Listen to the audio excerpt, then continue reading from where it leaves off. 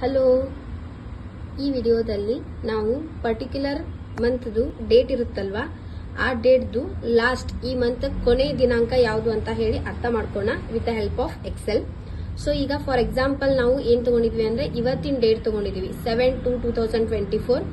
So ಇದ್ರದ್ದು ಅಂದ್ರೆ ಫೆಬ್ದು last date ಯಾವುದು ಅಂತ ಹೇಳಿ ಫೈಂಡ್ ಔಟ್ ಮಾಡೋಣ. ಸೊ ಇದಕ್ಕೆ ಒಂದು ಫಾರ್ಮುಲಾ ಇದೆ, equal to EOMONTH open bracket. So ನಾವು ಸ್ಟಾರ್ಟ್ ಡೇಟ್ ಇರುತ್ತಲ್ಲ ಅದನ್ನ ಕ್ಲಿಕ್ ಮಾಡ್ಕೋಬೇಕು. Next comma. ಸೊ ಪರ್ಟಿಕ್ಯುಲರ್ ನಮ್ದು ಫೆಬ್ದೇ ಬೇಕಾಗಿತ್ತು ಅಂತಂದ್ರೆ 0 ಹಾಕಿ ಕ್ಲೋಸ್ ಬ್ರಾಕೆಟ್ ಮಾಡೋಣ. ಸೊ ಎಂಟರ್ ಪ್ರೆಸ್ ಮಾಡೋಣ. ಸೊ ಇದು 29/2/2024 ಅಂದ್ರೆ ಫೆಬ್ದು ಲಾಸ್ಟ್ ಡೇಟ್ ಯಾವುದು ಅಂದ್ರೆ 29. ಸೊ ಇಫ್ ಇಟ್ ಈಸ್ ನಮ್ಗೆ ಮಾರ್ಚ್ದು ಬೇಕಾಗಿತ್ತು ಅಂತಂದ್ರೆ ಇಲ್ಲಿ 0 ಇನ್ಸ್ಟೆಡ್ ಆಫ್ 0 ನಾವು 1 ಅನ್ನ ಹಾಕೋಬೇಕು.